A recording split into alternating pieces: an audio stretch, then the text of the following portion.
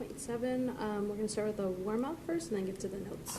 So the warm-up starts with a triangle, similar to what you saw probably yesterday on the quiz. Find the area on the perimeter of this triangle ABC. It's the entire thing. And we notice that hopefully that there is a 45-degree angle there, so when I see that, I can use special right triangles. That tells me that this Y is also 82, the other leg. And now we just have to find X and then find the other two variables as well, so that we can eventually find the area and the perimeter. So to find the X, it's just 82 root 2 using the pattern for special right triangles, right? And then for W and Z, though, you can't use special right triangles. We have to use sine, cosine, or tangent. So to find W, or actually I'm going to find Z first, I guess. We'll do tan of 28, which would be opposite over adjacent. So 82 over Z. And then from there, you're multiplying by Z. This is that kind where you have to divide by tan 28. And this is what you type into your calculator. 82 divided by tan 28 comes out to 154.22. So Z is approximately 154.22, and we round it. Now notice the question says to round to the nearest whole number, but please wait till the very end to round to the nearest whole number. Right now, keep at least 2 to 3 numbers after the decimal. So I put 2 for now. You could do 3. It doesn't hurt to have a few extra every time until the very end.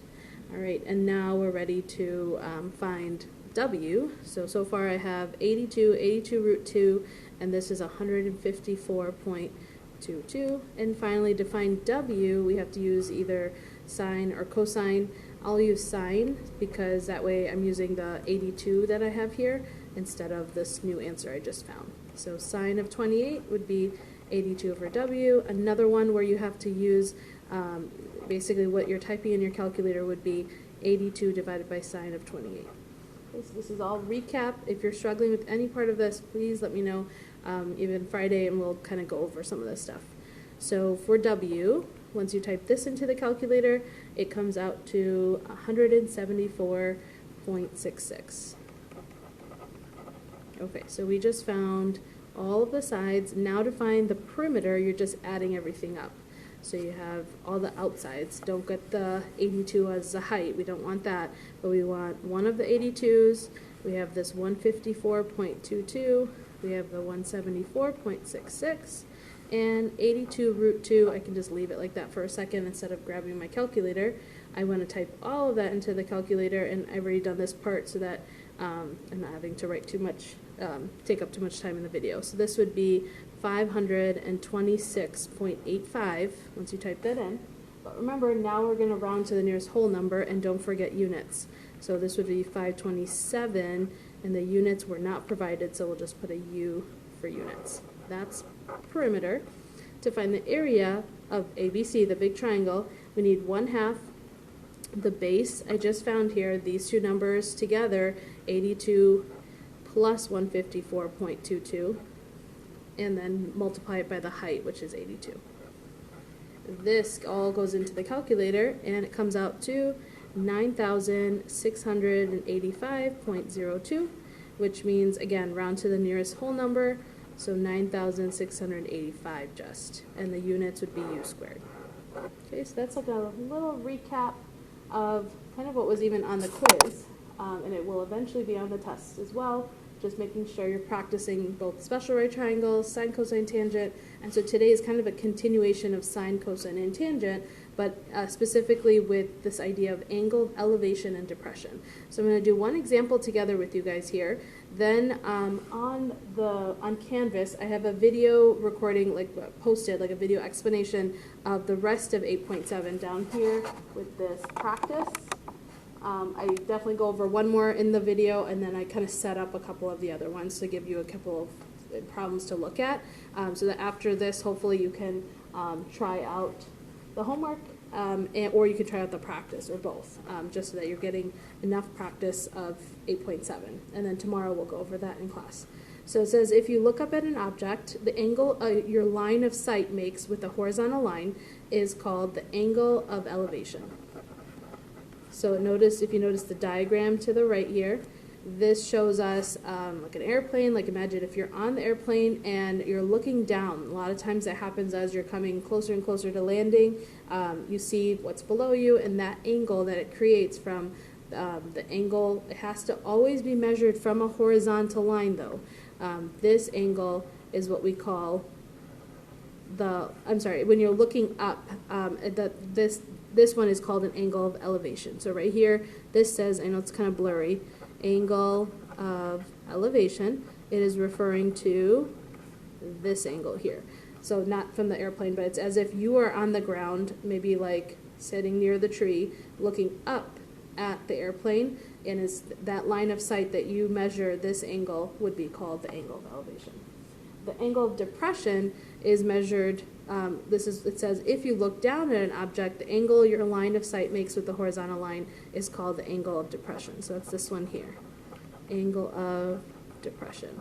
Now what's tricky about the angle of depression is the key word still has to be horizontal line. They both have to be measured from a horizontal line. Okay, so this is called angle of depression.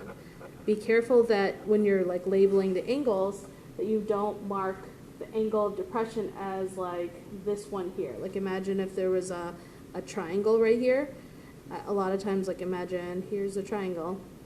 A lot of people want to take that top angle right there and call it the angle of depression, but that's not the case. What we actually find out here is these two angles, angle of elevation and depression, are equal to each other, because if you notice this is the sky, like imagine a straight line in sky. This would be the ground. Those are parallel, so these are alternate interior angles. So the angle of depression is equal to the angle of elevation.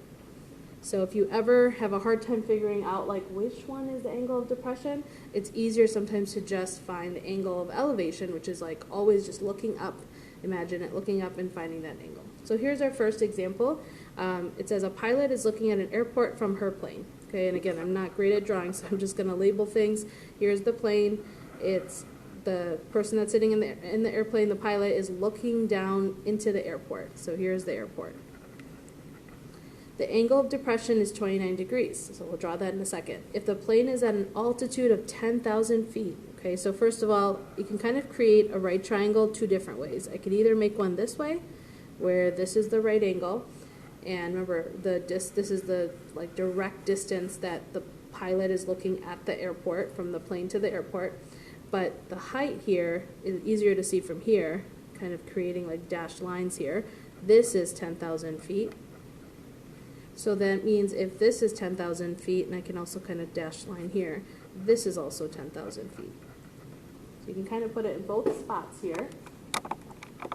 And now we want to read the rest of it. It says, if the plane is at this altitude, approximately how far is it from the airport? So we want the straight distance from the plane to the airport, not this horizontal distance. I don't really care about that. So how you create your diagram, you could have worked with this triangle or this one. But now we need to figure out where is this angle of depression, because those are tricky to find.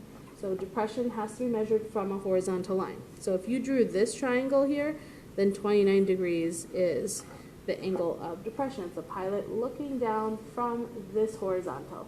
Whereas if you drew your diagram like this, then you would have to add in like a horizontal component there, because this part here is vertical, and I wouldn't be able to name this one 29 degrees.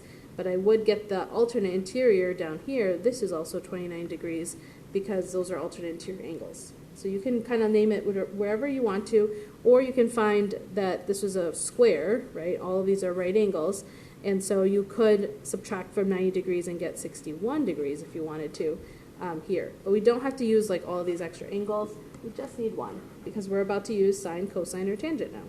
So if we're looking for this is the hypotenuse. From 29 degrees, 10,000 is my opposite side, and then the hypotenuse. So I would use sine 29 is equal to 10,000 opposite over hypotenuse, which is x. And remember how we solved these? You can either show work to do this or just do 10,000 divided by sine 29, but either way you can decide how much work you want to show. So this would be divide by sine 29, and when you type that into the calculator, you're going to get approximately 20,626.6534. This is just what's on the calculator screen. Now I want to round it to the nearest foot. Nearest foot means no decimals. So you want to look at the 6 to help you decide. That's going to tell us to round up. So our final answer is 20,627 feet. That's how far away the plane and the airport were. And that's it. That's kind of where we're going to stop. And if you do have additional questions on either this one or any others from the practice even, or the homework, bring that tomorrow. This practice is already posted on Canvas again, so you can try it out, try to draw the diagram, watch the video if you need to, or look at the answer key for the notes posted on Canvas as well. Same thing for the back page. So you can try all of this out first, or try your homework out first. You have a new homework packet, so make sure you try out the 8.7 part of that. All right.